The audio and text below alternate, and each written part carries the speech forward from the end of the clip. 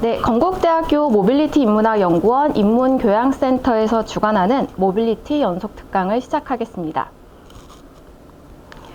안녕하세요. 저는 오늘 K-POP 모빌리티, BTS가 전한 글로벌 청년 공감 메시지라는 제목으로 강의를 진행할 강남대학교 교양교수부의 김수정 교수입니다. 총 2차례에 걸쳐서 강의를 진행할 텐데요. 첫 시간에는 진정한 자기사랑과 자아탐구로의 여정이라는 제목으로 강의를 진행하겠습니다. 오늘은 여러분들 모두가 잘 알고 계시고 또 좋아하시는 방탄소년단에 대해서 이야기를 좀 해볼 텐데요. 방탄소년단의 음악, 그 중에서도 가사에 대한 이야기를 나눠보려고 합니다. 우리가 문화이동 그리고 한류를 얘기할 때 빠지지 않고 언급하는 것이 K-POP입니다. 그리고 그 K-POP의 한류를 선도하는 것이 바로 글로벌 스타 BTS죠. 이들은 어떻게 전 세계 청소년의 아이콘이 되었을까요? 이 질문을 조금 다르게 표현할 수도 있는데요. K-POP의 모빌리티가 결국 K-POP의 어떤 이동 능력이라고 했을 때 결국 우리는 문화의 수용 부분을 주목해야 합니다. 왜냐하면 우리가 어떤 문화 컨텐츠를 수출할 때 그것이 성공적인 이동이 되기 위해서는 그것을 받아들이는 수용자들이 굉장히 중요하기 때문이죠. 그런 맥락에서 오늘 강의에서는 BTS는 어떻게 전 세계 청년들에게 받아들여질 수 있었을까에 대해서 살펴보려고 합니다. 방탄소년단은 2013년에 7인조 보이그룹으로 데뷔를 했고요. 그 이후로 매해 신인상부터 본상, 대상까지 매해 상을 받았고 또 빌보드에 진입해서 세계적으로 유명한 가수가 되었습니다. 오늘은 이 연대기적인 순서에 따라서 이야기를 해보겠습니다. 여러 연구자들이 이 BTS의 성공 요인에 대해서 외모, 음악, 퍼포먼스, 팬덤, 소셜미디어, 그리고 스토리텔링에 대해서 이야기합니다. 특히 스토리텔링에 주목한 연구자들은 BTS를 두고 2010년대를 살아가는 청소년의 목소리를 가장 잘 대변한다고 평가받는 아이돌로 얘기하고 있어요. 실제로 이들의 음악을 들어보면 10대와 20대가 겪고 있는 어려움, 고민, 그리고 사회 문제를 가사로 풀어내고 있습니다. 해외 언론이나 음악 매체, 팬덤은 이러한 BTS 음악의 주제의식을 굉장히 긍정적으로 평가하고 있고 BTS의 어떤 핵심 향유층이라고 할 수 있는 청년 세대의 지지와 공감을 이끌어내고 있죠. 모든 멤버가 직접 곡 제작에 참여하고 있고 스스로 음악을 창작하는 등 음악적인 자생력도 갖추고 있습니다. 그리고 그들 개인의 어떤 개별적인 이야기들을 가사에 녹여내는 것으로도 잘 알려져 있습니다. 그러면 우리가 해야 될 일은 무엇일까요?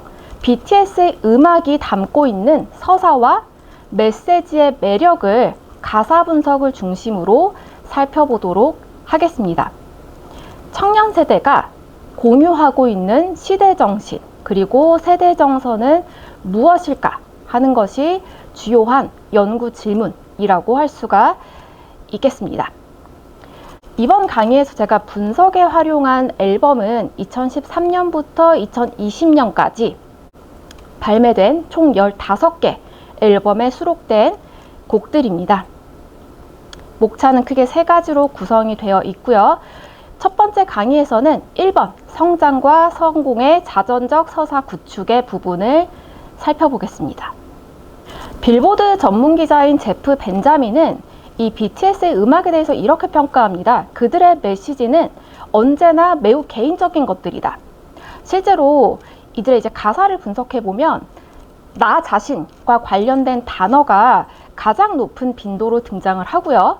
그리고 전체 앨범에 수록된 87개의 곡 중에서 무려 59%에 해당되는 51개 곡이 BTS 멤버들의 자전적인 이야기를 담고 있습니다.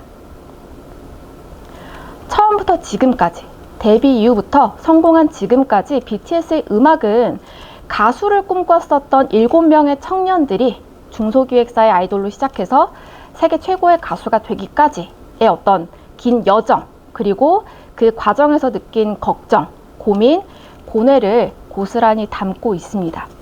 얼마나 이들의 내러티브가 일관적이었는지를 보여주기 위해서 2013년, 2020년에 발표한 2개 곡을 비교해 보겠습니다. 제목도 비슷한 이 2 곡을 보면 첫 번째 곡에서는 강조된 부분을 보시면 나만큼 했다면 돌을 던져라. 우린 겁이 없다. 라고 신인으로서의 어떤 패기를 보여주고 있죠.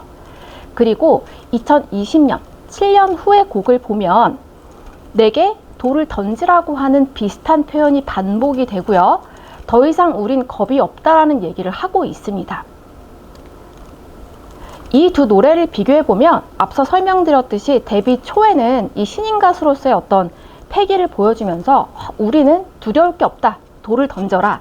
라고 외치던 이 BTS가 그로부터 7년 후에 정말 세계적인 성공을 거두고 난 후에 발표한 앨범에서 첫 앨범에서와 마찬가지로 더 이상 우린 겁이 없으니 내게 돌을 던지라고 피력하고 힘들었던 과거를 떠올리면서 더욱 강해진 자신들의 현재를 노래하고 있다는 점을 발견하게 됩니다. 이제 연대기 순서대로 이들의 앨범에 들어가 있었던 스토리를 보려고 합니다. 첫 번째는 분노와 저항입니다. BTS가 데뷔하고 나서 가장 많이 들었던 얘기가 칼군무를 추는 힙합 아이돌이 말이 되느냐라는 얘기였어요. 힙합 그리고 아이돌 음악이라고 하는 완전히 다른 정체성을 갖고 있는 이 음악 장르의 결합은 BTS의 어떤 성공을 이끌어낸 주요 요인으로 지목이 되고 있는데요. 근데 바로 이 점 때문에 사실 BTS는 데뷔를 전후로 해서 그리고 데뷔 이후로도 한동안 엄청난 비판과 비난, 조롱에 시달렸습니다. 기존의 힙합씬에서는 도저히 받아들일 수가 없었던 이 BTS의 행보가 소위 그동안은 기획사에서 잘 가공된, 만들어진 상품으로 여겨졌었던 아이돌이 음악적인 자생력, 사회 비판을 주요 특징으로 하는 힙합의 겁도 없이 도전장을 내민 첫 시도로 비춰졌던 만큼 굉장히 큰 반향을 불러일으켰죠. 그리고 이때의 경험이 BTS 멤버들은 물론이고 이들의 음악을 사랑하고 지지했던 팬들에게도 지울 수 없는 상처가 됐습니다. 그리고 이들에게 쏟아진 비난의 화살은 음악적인 부분도 있었지만 이들이 대형 기획사 출신이 아니라 중소기획사 출신이었다고 하는 점, 그리고 해외 거주 경험이 없는 광주라던가 대구 등의 지역 출신이었다라고 하는 점과도 관련이 됩니다. 그래서 이 시기 음악들을 보면 이 힙합을 하는 가수로서 인정받지 못한 데 대한 분노, 그리고 그들에게 쏟아졌던 어떤 비틀린 시각들, 그리고 이에 대한 저항을 통해서 내가 힙합 가수로서 인정을 받고자 하는 그 모습이 아주 지속적으로 등장을 하게 되고요. 특히 데뷔 초반인 2013년, 14년에 발매됐던 앨범들에서 이런 경향이 아주 뚜렷하게 나타납니다. 이중잣대와 수많은 반대, 나를 무시하던 사람들, 한낱 아이돌, 그리고 불가능하다고 했다라는 이 말들은 실제로 멤버들이 들었던 내용이라고 알려져 있고요. 그리고 이 두 번째 곡에서도 주변 사람들이 얼마나 이 멤버들의 외모, 그 다음에 이름, 그 다음에 어떤 스타일 등을 비난했는지 알 수 있습니다. 근데 이제 그런 비난을 두고 BTS는 조금 더 욕해달라, 나를 무시해달라, 내가 그것을 이겨내겠다 라고 얘기를 해주고 있죠. 두 번째는 기쁨과 열망 단계입니다. 2013년과 2014년에 방탄소년단은 매해 신인상을 수상을 했어요. 그런데 그럼에도 불구하고 굉장히 경쟁이 치열했었던 이 남자 아이돌 시장에서 크게 두각을 나타내지는 못합니다. 그 과정에서 내가 가수가 되기 위해서 얼마나 많은 노력을 했는지, 그리고 신인 가수로서 내가 얼마나 큰 포부와 패기, 그리고 성장에 대한 열망을 가지고 있는지를 보여주고 있습니다. 그러다가 이제 2015년이 되면요, 서서히 두각을 나타냅니다. 화양연화 시리즈가 발표가 되는데요. 이때 타이틀곡이 드디어 이제 국내 가온 차트 5위권 내에 진입을 하게 되고 첫 음악 방송에서 1위를 수상하면서 한국 가요계에서 돋보이기 시작을 하죠. 그리고 이 시기부터 이 화양연화 시리즈가 끝나는 2016년 중반까지 발표된 곡들에는 이 성공 가도에 진입한 가수로서의 기쁨, 보람, 그리고 더 큰 성장과 성공에 대한 포부, 열망, 내가 하는, 자신들이 하는 음악에 대한 애정이 잘 나타나고 있어요. 이거를 가장 집약적으로 보여주는 음악이 바로 이사라는 곡입니다. 이 이사라는 곡의 가사를 쭉 읽어보시면요, 굉장히 에세이 같은 느낌을 받게 돼요. 실제로 이 방탄소년단 멤버들이 이렇게 연습하고 이렇게 살아왔구나 라는 걸 느낄 수가 있는 거죠. 그래서 고생했던 과거에 대한 얘기들이 쭉 나온 다음에 뒷부분에 보시면 이제는 내가 자부심을 딱 들고 더 큰 꿈을 바라보겠다. 아이돌에서 한 단계 더 위를 가겠다 라고 얘기를 하고 있어요. 그래서 이 이사라는 곡을 통해서 실제적으로 숙소를 옮기는 것도 표현하고 있지만 본인들의 어떤 한 발짝 더 도약을 준비하고 있음을 얘기하고 있죠. 2016년이 되면 드디어 본격적으로 성공한 가수로서의 입지를 분명히 하기 시작합니다. 이때 발표했던 이 윙즈라고 하는 앨범이 굉장히 크게 흥행을 했고요. 타이틀곡이었던 피, 땀, 눈물, 아마 여러분들 잘 아시는 곡일 텐데요. 이 곡으로 첫 대상을 수상을 합니다. 그래서 이 시기를 기점으로 이 BTS의 음악들에서 또 한 차례 이 서사적인 변화가 나타납니다. 이제부터는 멤버들 개개인의 이야기가 곡에 등장하기 시작하고, 사실 그동안은 이 크게 성공한 스타들, 대스타들의 행보에서는 잘 나타나지 않았던 아주 인간적인 모습을 여과 없이 다 보여주기 시작을 하죠. 두 곡을 제가 가지고 왔습니다. 마마라는 곡에서 보면 본인의 개인사, 가정사에 대해서 이야기를 하고 있어요. 춤을 배우던 어린 시절에 아버지의 반대에도 불구하고 어머니께서 얼마나 본인을 헌신적으로 서포트를 해 주었는지에 대한 이제 감사함을 노래하고 있고, 그리고 이 어웨이크라고 하는 진의 솔로곡에서도 사실 사람들은 생각하죠. 저 스타는 빛나는 곳에만 있다고 생각하지만 그 빛나는 무대에 서지만 개인으로서 느끼는 어떤 두려움과 불안함을 얘기를 하고 있습니다. 그래서 아주 직접적으로 나는 이 어둠 속을 계속 걷고 있다. 누군가 물어본다면 나는 너무 무섭다고 얘기를 하겠다라는 얘기들을 하고 있죠. 잘 알려져 있듯이 BTS는 트위터, V앱 같은 이 SNS를 통해서 팬들과 지속적으로 소통을 해오면서 가수이자 인간으로서 느끼는 고민과 감정들을 나눠왔습니다. 그렇기 때문에 이러한 곡들이 나오기에 앞서서 이미 팬들은 이 멤버들 각자가 어떤 고민을 했고 어떤 어려움이 있었고를 알고 있었어요. 그래서 이런 사전 지식이라고 하는 것이 이 BTS가 발표한 자전적인 노래들하고 굉장한 시너지를 일으키는 거죠. 굉장한 시너지를 일으키면서 팬들로 하여금 깊은 정도의 공감 그리고 일치감을 느끼게 했습니다. 세 번째, 진정한 자기의 단계에 이르는 겁니다. 2017년부터 2018년까지 이어진 이 러브 유어셀프 시리즈, 그동안 BTS를 잘 모르셨던 분들도 아마 이 앨범을 기점으로 굉장히 많이 알게 되셨을 텐데요. 이 시리즈를 시작으로 해서 BTS가 아주 세계적으로 사랑받는 가수가 됩니다. 2017년에 DNA라고 하는 이제 곡이 처음으로 빌보드 핫 100 차트에 진입을 했고, 빌보드 뮤직 어워드에서 탑 소셜 아티스트 상을 수상합니다. 이 상은 정말 팬이 많은 가수, 그야말로 인기가 아주 많은 가수에게 주는 상이죠. 그리고 2018년에 발매된 러브 유어셀프 시리즈 앨범들도 연달아 히트를 치면서 세계에서 가장 유명한 보이 그룹으로 외신에서 막 평가를 하기 시작합니다.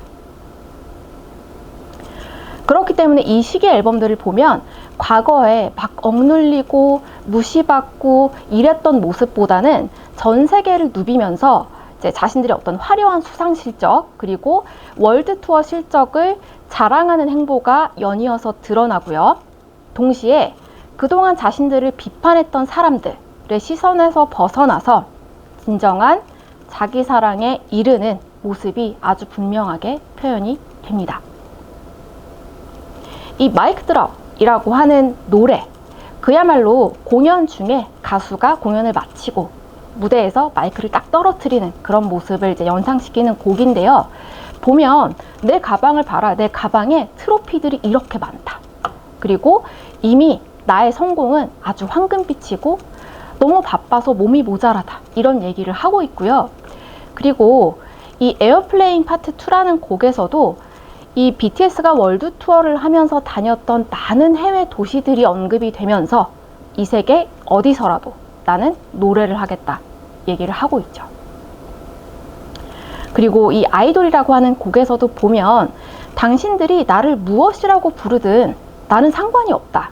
나는 그냥 내가 자랑스럽다.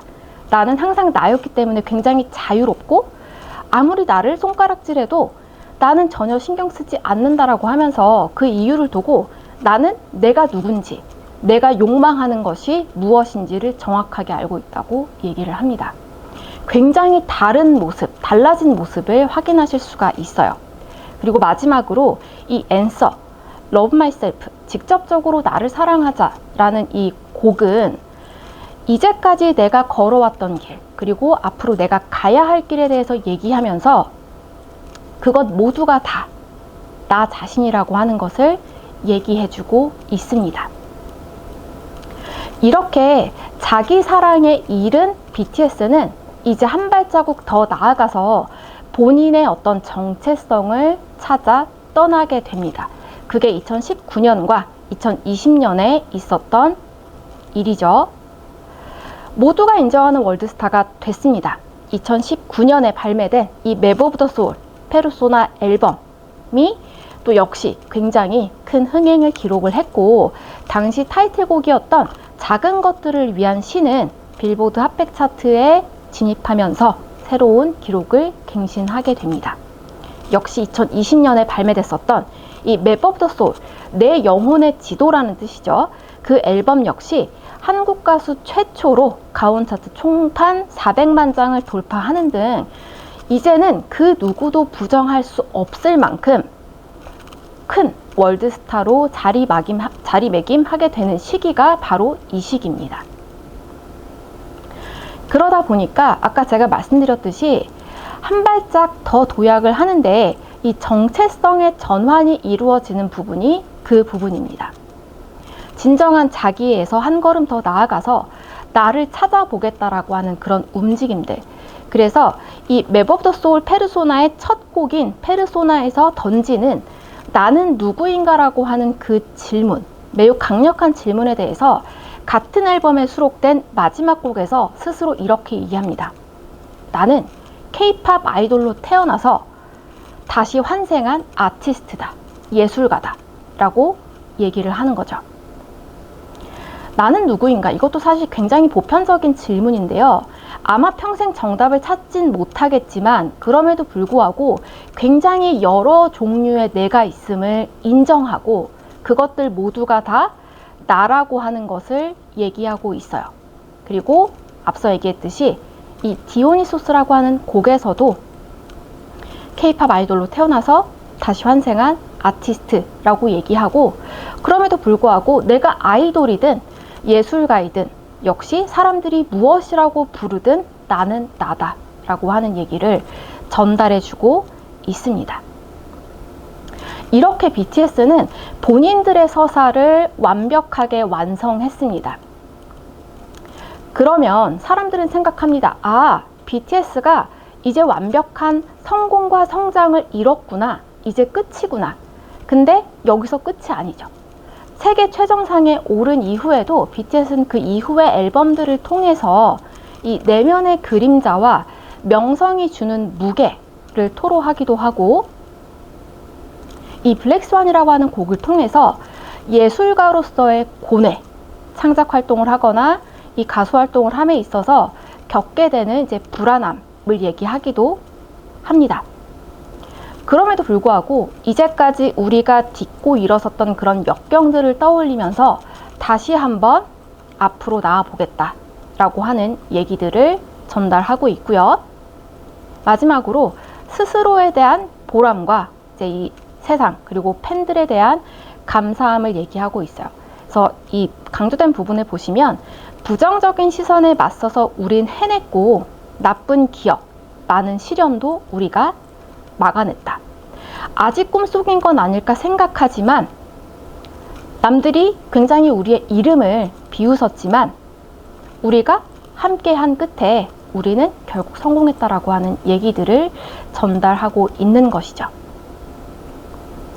어떠세요, 여러분? 이제까지 BTS의 음악, 제가 대표적인 몇 개만 뽑아서 전달을 해드렸는데 영화 한 편을 본 것 같은 느낌이 들지 않으세요? 우리가 이 실화, 영화 같다는 이야기를 많이 하는데요.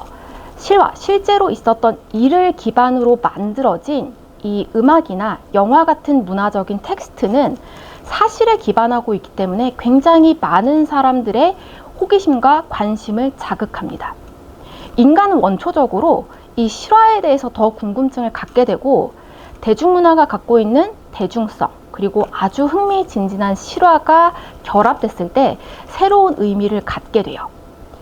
실화의 어떤 사실성은 독자들, 청중들, 그 컨텐츠를 소비하는 사람들로 하여금 그 컨텐츠 속에 등장하는 실존 인물이나 실제 사건에 훨씬 더 감정이입을 하게 만들고 동시에 현실의 문제점을 돌아보게 하는 아주 강력한 힘을 갖고 있기 때문입니다.